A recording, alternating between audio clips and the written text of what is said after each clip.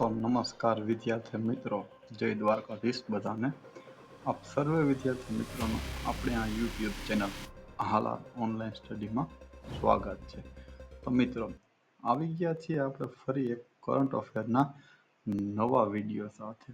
તો ચલો શરૂ કરીએ. તો ચાલો મિત્રો, જોઈએ કરંટનો વિડીયો આજનો. હવે છે પ્રથમ ટોપિક આપણો, ભારતના 15મા ઉપરાષ્ટ્રપતિ બન્યા છે. કેટલામાં? તો કે 15મા ઉપરાષ્ટ્રપતિ બન્યા છે. ભારતના 15મા ઉપરાષ્ટ્રપતિ સીપી રાધાકૃષ્ણન બન્યા છે. કોણ બન્યું મિત્રો? તો કે સીપી રાધાકૃષ્ણન. હવે તે એનડીએના ઉમેદવાર છે અને તે કેટલા? તો કે 152 મતથી જીત મેળવી છે. હવે મિત્રો, જે આપણા રામકૃષ્ણભાઈ છે તેનો જન્મ છે તે 4 મે 1957ના રોજ તિરુપુર તમિલનાડુ ખાતે થયો છે. તેઓને કોયમ્બતુરના વાજપાઈ તરીકે પણ ઓળખવામાં આવે છે. આ તેનું ઉપનામ છે મિત્રો, યાદ રાખી આવી શકે. કોયમ્બતુરના વાજપાઈ. તો કોણ? તો કે સીપી રાધાકૃષ્ણન. હવે મિત્રો, ઉપરાષ્ટ્રપતિનું પદ છે ભારતનું બીજું સર્વોચ્ચ બંધારણીય પદ છે. પ્રથમ છે તે આપણા રાષ્ટ્રપતિ, જ્યારે બીજું છે તે સર્વોચ્ચ બંધારણીય પદ પૂછે તો તમારે ખબર હોવી જોઈએ કે એ છે આપણું ઉપરાષ્ટ્રપતિનું પદ. હવે મિત્રો, ઉપરાષ્ટ્રપતિ છે રાજ્યસભામાં નિર્ણાયક મત આપી શકે છે. જ્યારે કોઈ પણ ખરડા ઉપર ચર્ચા થતી હોય ત્યારે બંનેમાં સરખા મત પડે. જો સરખા મત પડે તો તે નિર્ણાયક મત આપી શકે, બાકી એમનેમ એ મતદાન કરી શકતા નથી. એ યાદ રાખજો મિત્રો. નિર્ણાયક મત કોણ આપી શકે? તો કે રાજ્યસભાના સભાપતિ. સભાપતિ કોણ હોય? તો કે ઉપરાષ્ટ્રપતિ જ હોય છે. હવે મિત્રો, આપણે અનુચ્છેદ જે 65 છે એમાં શું છે? તો કે ઉપરાષ્ટ્રપતિ છે ને એ રાષ્ટ્રપતિ તરીકે ફરજ બજાવી શકે. જ્યારે રાષ્ટ્રપતિ છે તે મિત્રો કોઈ પણ કારણોસર તેના પદ પર ગેરહાજર હોય તો ઉપરાષ્ટ્રપતિ છે તે રાષ્ટ્રપતિ તરીકે કાર્યકાળ સંભાળી શકે છે. ત્યારબાદ મિત્રો, આપણા જે 14મા ઉપરાષ્ટ્રપતિ કોણ? તો કે જગદીપ ધનખડ હતા. તેણે કોઈ પણ કારણોસર રાજીનામું આપ્યું છે. તો ચલો મિત્રો, યાદ રાખજો. 15મા ઉપરાષ્ટ્રપતિ કોણ? તો કે સીપી રાધાકૃષ્ણન. જન્મ તમિલનાડુ. કોયમ્બતુરના વાજપાઈ. બંધારણનું બીજું સર્વોચ્ચ પદ. રાજ્યસભામાં નિર્ણાયક મત આપી શકે અને ઉપરાષ્ટ્રપતિ છે તે રાષ્ટ્રપતિ તરીકે ફરજ બજાવી શકે, રાષ્ટ્રપતિ ગેરહાજર હોય ત્યારે. હવે છે મિત્રો 17મો મેન્સ ક્રિકેટ એશિયા કપ 2025.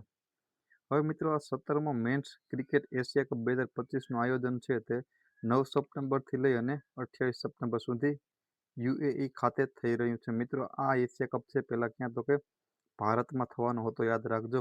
પણ ભારતનું પાકિસ્તાન સાથેના જે સંબંધોને લીધે છે તેને ટ્રાન્સફર કરી અને યુએઈ ખાતે ફેરવવામાં આવ્યો છે. આ બધા મેચો છે તે દુબઈ અને અબુધાબી ખાતે રમાઈ રહ્યા છે. યુએઈ એટલે યુનાઇટેડ સ્ટેટ અરબ અમીરાત. હવે મિત્રો, 2008થી દર 2 વર્ષે એશિયા કપનું આયોજન થાય છે. ક્યારથી મિત્રો? તો કે 2008થી દર 2 વર્ષે એશિયા કપનું આયોજન થાય છે. આ વખતે એશિયા કપ છે તે T20 ફોર્મેટમાં રમાઈ રહ્યો છે. મિત્રો, તેના ફોર્મેટ વન ડે કા T20માં રમાય છે એ ત્યારે નક્કી કરવામાં આવે છે કે કયા ફોર્મેટમાં રમવાનો છે તે. હવે મિત્રો, આ વખતે એશિયા કપમાં પહેલી વાર કુલ કેટલી? તો કે 8 ટીમો ભાગ લઈ રહી છે. હવે 8 ટીમોમાં કઈ કઈ ટીમો? ભારત, આપણું પાડોશી પાકિસ્તાન, બાંગ્લાદેશ, શ્રીલંકા, અફઘાનિસ્તાન, યુએઈ જ્યાં આયોજન થઈ રહ્યું છે, ઓમાન અને હોંગકોંગ. આ 8 ટીમો છે તે ભાગ લઈ રહી છે. હવે 1984માં સૌ પ્રથમ વખત જ્યારે એશિયા કપ રમાયો હતો ત્યારે કઈ કઈ ટીમોએ ભાગ લીધો હતો? તો કે ભારત, પાકિસ્તાન અને અફઘાનિસ્તાન. આ માત્ર 3 ટીમો વચ્ચે રમાયો હતો. તો તે પણ યાદ રાખજો. કેટલામો છે? તો કે 17મો છે. આયોજન ક્યાં છે? યુએઈ. કરવાનું ક્યાં હતું? તો કે ભારત ખાતે કરવાનું હતું. દર 2 વર્ષે 2008થી રમાય છે. આ વખતે કયા? તો કે T20 ફોર્મેટમાં છે. કુલ 8 ટીમો પ્રથમ વખત ભાગ લઈ રહી છે. સૌ પ્રથમ વખત 1984માં આયોજન થયું હતું. ચલો ત્યાંથી આગળ જોઈએ. હવે મિત્રો, હવે છે નેપાળના પીએમનું રાજીનામું. Highlight point. મિત્રો, નેપાળના પીએમ કેપી શર્મા ઓલીએ પોતાના પીએમ પદ પરથી રાજીનામું આપી દીધું છે. તેમજ રાષ્ટ્રપતિ રામચંદ્ર પોડેલે પણ રાષ્ટ્રપતિ પદ પરથી રાજીનામું આપી દીધું છે. હવે મિત્રો, અહીંયા JN2 આવશે. જેન 2 દ્વારા નેપાળમાં માત્ર કેટલા તો કે 2 જ દિવસમાં સત્તો પલટાવ કરાવી દેવામાં આવ્યો છે મિત્રો. ત્યાં ખૂબ જ હિંસાઓ થઈ રહી છે. મુખ્યમંત્રીના પત્ની છે તેને જીવતા સળગાવી દેવામાં આવ્યા છે. રાષ્ટ્રપતિ, વડાપ્રધાનના ઘરો સળગાવી દેવામાં આવ્યા છે. ત્યાંની સંસદો સળગાવી દેવામાં આવી છે. એ બધા આંદોલનો થઈ રહ્યા છે. મિત્રો હાલમાં આપણા ભારતના જે પાડોશી દેશો છે, અફઘાનિસ્તાન, પાકિસ્તાન, મ્યાનમાર, બાંગ્લાદેશ, શ્રીલંકા, આ બધા દેશોમાં કોઈના કોઈ કારણોસર અશાંતિ ફેલાયેલી છે. તો તે પણ યાદ રાખજો. હવે મિત્રો નેપાળ છે તે ભારતનું નહીં, સોરી, વિશ્વનું એકમાત્ર હિન્દુ રાષ્ટ્ર છે. વિશ્વનું એકમાત્ર હિન્દુ રાષ્ટ્ર તો કયું તો કે નેપાળ છે. તો મિત્રો નેપાળનું હેડક્વાર્ટર પૂછે તમને તો કયું તમને ખબર હોવી જોઈએ. કાઠમાંડુ તેનું હેડક્વાર્ટર છે. આ સિવાય મિત્રો આપણે માતા સીતાનું જન્મસ્થળ છે કયું તો કે મિથિલા.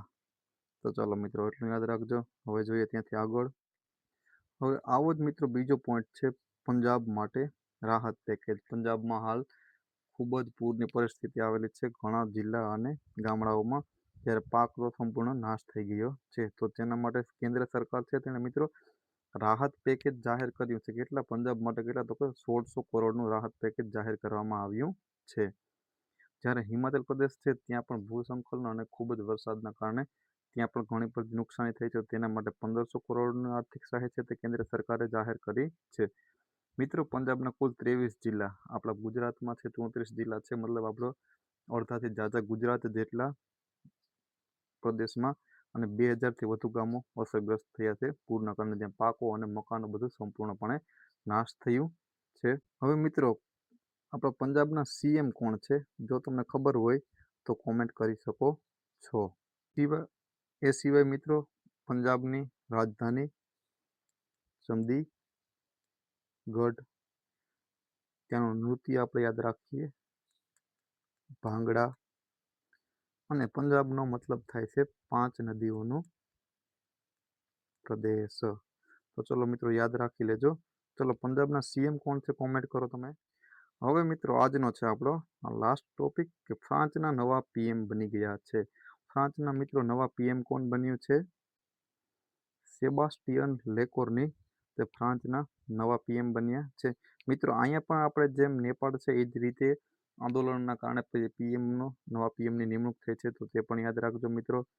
ફ્રાન્સના સૌથી યુવા રક્ષામંત્રી રહી ચૂક્યા છે કોણ તો કે સેબાસ્ટિયન લેકોર્ની છે તે નવા પીએમ બની ગયા છે.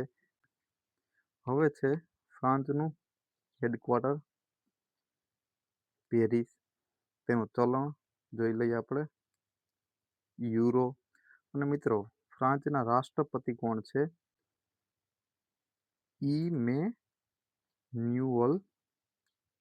માર્કોન તે તેના રાષ્ટ્રપતિ છે. યાદ રાખજો મિત્રો. ફ્રાન્સના નવા પીએમ બન્યા છે લેકોર્ની ભાઈ. હેડક્વાર્ટર પેરિસ, ચલણ કયું તો કે યુરો છે. એના રાષ્ટ્રપતિ પૂછે તો માર્કોની ભાઈ છે. તો ચલો મિત્રો આજનો વિડીયો આપણે અહીંયા સુધી રાખીએ છીએ. મળીએ ફરી એક નવા વિડીયો સાથે. તો જો મિત્રો તમને આપણો વિડીયો પસંદ આવ્યો હોય તો વિડીયોને લાઈક કરો અને તમારા મિત્રો સુધી શેર કરો. ચલો મળીએ ફરી એક નવા વિડીયો સાથે.